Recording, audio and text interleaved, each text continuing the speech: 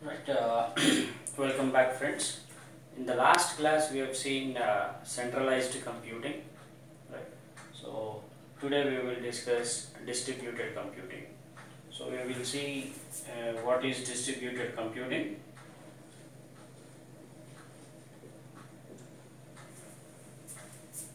Let me write it as distributed computing, right? Shortly, let me call it as DC. We will see what are the advantages of distributed computing. We will also try to compare distributed computing with centralized computing.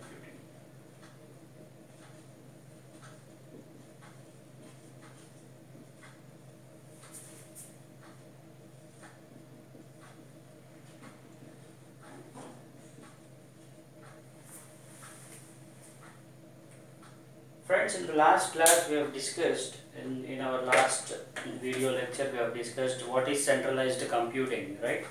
So centralized computing is a computing facility wherein entire computation is done in one machine, and we have also seen what kind of problems will occur in centralized computing, right? Example for centralized computing we have also discussed, right? It is mainframe. Right. So centralized computing is a facility where entire computing is done in one place, generally referred as the central server. And if that central server is down, right, entire services offered by the server are not available. So that was the problem. And we have also discussed in the last class, like distributed computing has emerged as an alternative for centralized computing. So unlike centralized computing, in distributed computing we use many computers, right? So instead of using one big machine, something like mainframe, what we use is we use desktops or workstations. We use network of computers. So instead of doing computation in one place, what we do is we use network of computers, something like this. We have network of computers.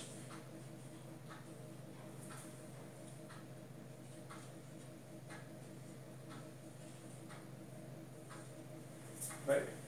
I deploy my application, distributed computing. I deploy my application in multiple computers, and multiple computers are now serving the clients. So services are offered and in the background there are multiple computers.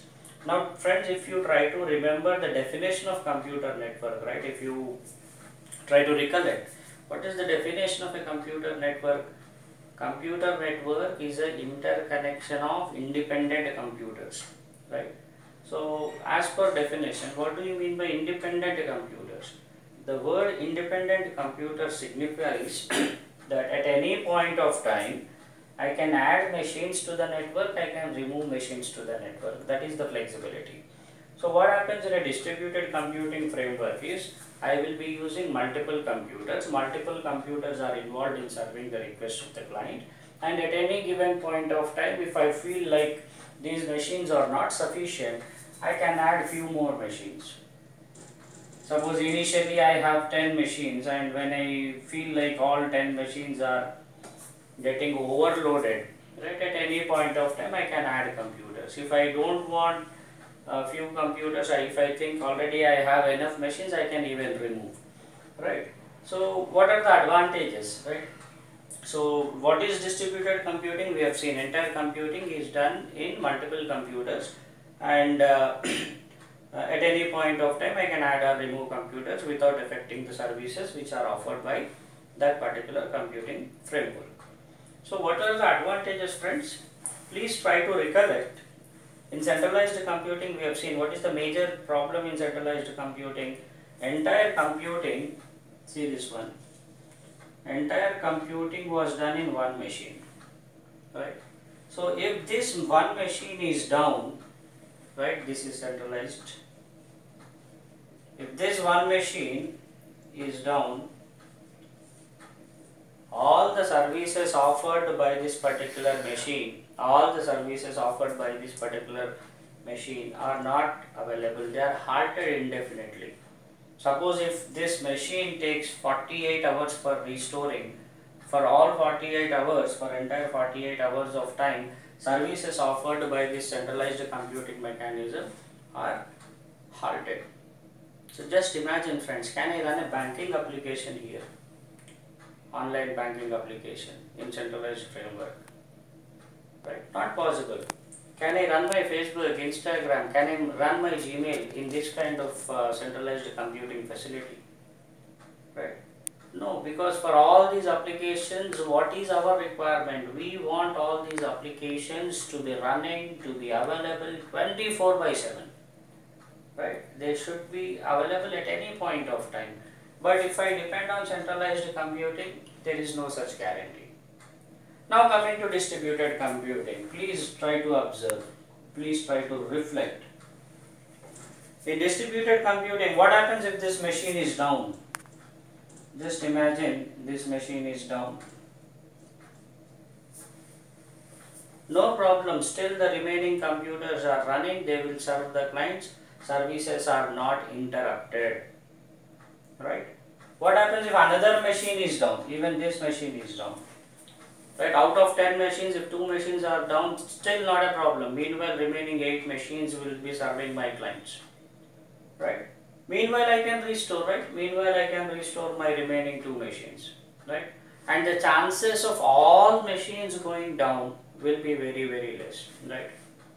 I hope you accept that, right? The chances or the probability of all machines going down will be very less. So when compared to centralized computing, distributed computing is more reliable, right?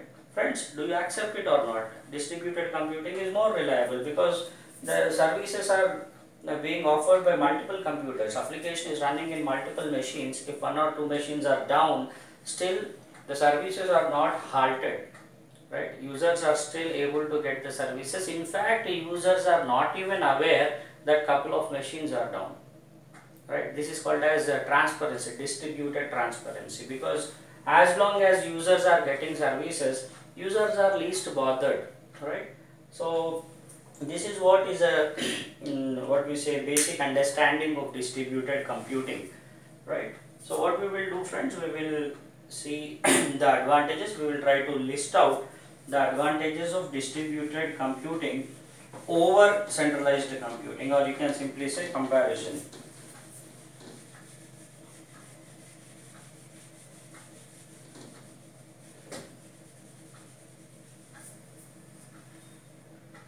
So point number 1, friends, distributed computing DC is reliable.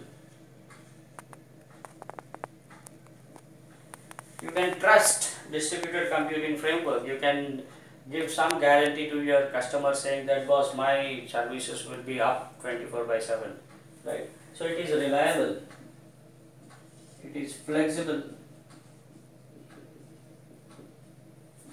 Whenever you feel like 10 machines are not enough, you can add 10 more to it. When you feel 20 machines are too much, they are not needed, you can remove some machines, right?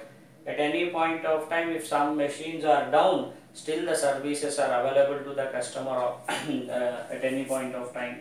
So availability is also one important feature, or you can say advantage in distributed computing, right? So when compared to centralized computing, distributed computing is more reliable because of its basic nature, because the work is distributed. Presence of multiple computers makes it more reliable, flexible. Availability of the services is one important feature, because if you observe in modern day applications, right, we are in a digital rich world wherein all our applications, we want them to be available at any point of time, right? Whether it can be Facebook, Instagram, Gmail, YouTube, or any other application, at any point of time you wanted to log in, or at any point of time you wanted to use that application, you expect your application to be up and running, right? So availability is one of the most desired feature today, and obviously distributed computing is the only option. I can't depend on centralized computing, right? One what we say, when compared to centralized computing, if you want to say one disadvantage kind of thing, there is only one issue with the distributed computing, which is maintenance.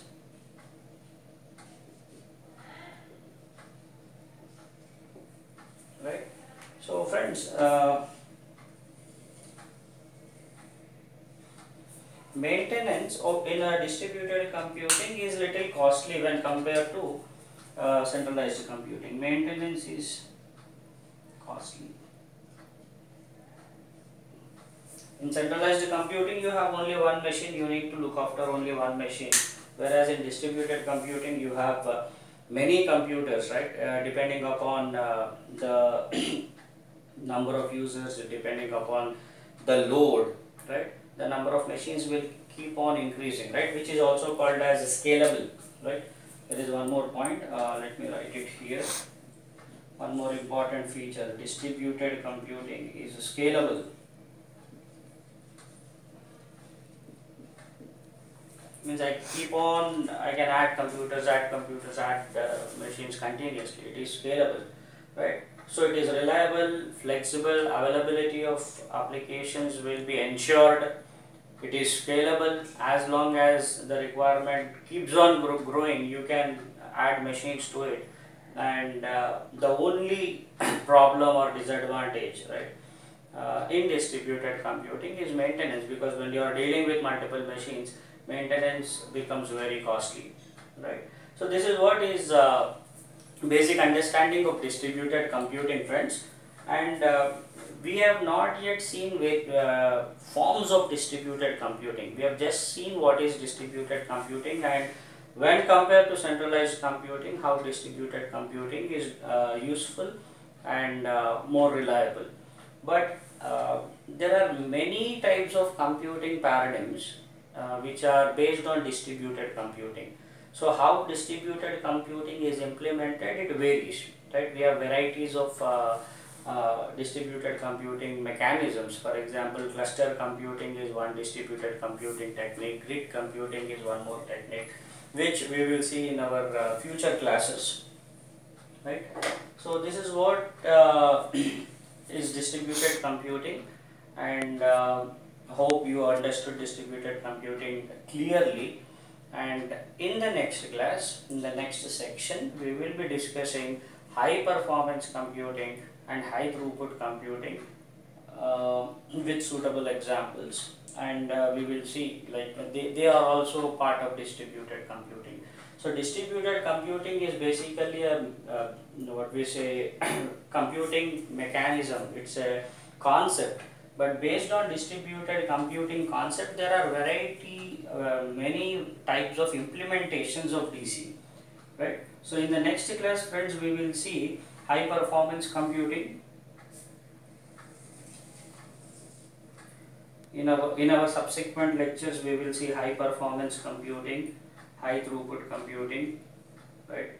Cluster computing, grid computing. They are all various forms of distributed computing. So what happens in a high performance computing, high throughput computing, right? What is cluster computing, what is grid computing? So variety of implementations of DC are available, which we will be seeing in our subsequent classes. So that's all for in this section. I hope things are very clear. So in the next lecture, in the next class, we will discuss high performance computing and high throughput computing. Thank you.